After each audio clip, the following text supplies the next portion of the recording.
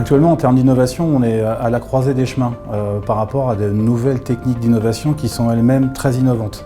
Et aujourd'hui, cette capacité d'innovation apportée aux entreprises doit être vécue comme une réelle opportunité pour les sociétés de repenser leur processus de développement. La transformation digitale globalement dans l'industrie est en train vraiment de révolutionner l'industrie. On parle beaucoup d'industrie 4.0, industrie du futur. Il y a beaucoup de termes autour de ça. Il faut partir du principe que depuis environ 40 ans, le cycle de développement était extrêmement linéaire et que beaucoup de sociétés encore adoptent aujourd'hui ce processus de développement. L'idée était qu'on partait d'un concept, qu'on dessinait, qu'on produisait, ensuite qu'on l'utilisait. Le modèle a été raffiné et optimisé le plus possible, mais au final devient un frein à l'ajout de valeur pour les produits de cette société. Donc il y a une formidable opportunité de réinventer toute cette chaîne de valeur-là. Et justement de casser cette linéarité qu'il y a dans cette chaîne et plutôt de travailler sur cette notion de circulaire. Ce qu'il faut retenir dans la partie conception, c'est l'ouverture. Auparavant, les bureaux d'études étaient fermés. Pour plusieurs raisons, parce que c'était secret. Ce qu'on développait dans un bureau d'études, c'était secret. Il ne fallait pas donner ce qu'on avait développé aux voisins. Et aujourd'hui, on est dans une vraie dynamique d'ouverture du bureau d'études.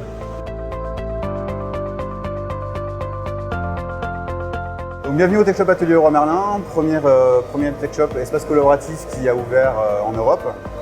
La collaboration a un sens ici qui est multiple, c'est-à-dire qu'on peut à la fois être dans une démarche de j'ai accès à plusieurs outils, donc je collabore avec plusieurs machines. Et c'est que moi je peux être spécialisé en mécanique, mon voisin spécialisé en bois, spécialisé en plastique, spécialisé en peu importe, et de se dire qu'on va mutualiser toutes ces compétences.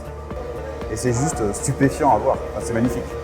Ce qui est important, c'est aussi cette notion d'ouverture à la créativité. Le design thinking est porteur de tout ça. Alors derrière, on va y associer des technologies. On peut parler par exemple de design génératif ou d'optimisation topologique.